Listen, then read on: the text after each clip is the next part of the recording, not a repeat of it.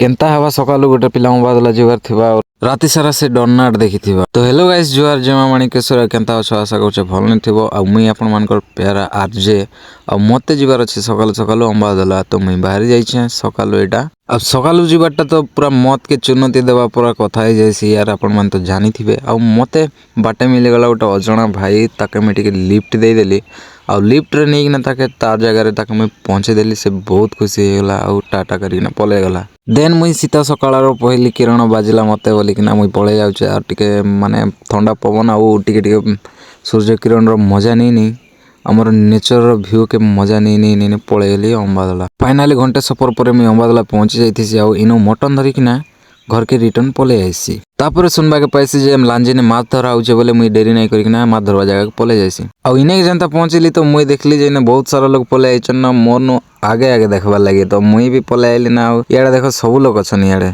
तारपर यार एटा मोर भाई के गुटे माछ मिलला तो बिचारा चापकी धरुथला गुटे माछ ने मन नहीं पुरला बोले आर गुटे माछ भी धरी जाइसी। तापर भी मते विश्वनाथपुर जीवा लागि पड़ीथला आ एटार वीडियो फुल देखबा लागि फॉलो करिकिना रखिथना आ आसबा गुटे नेक्स्ट वीडियो ने आ भल लागला बोले फॉलो टे कर देथिबे। Bye bye.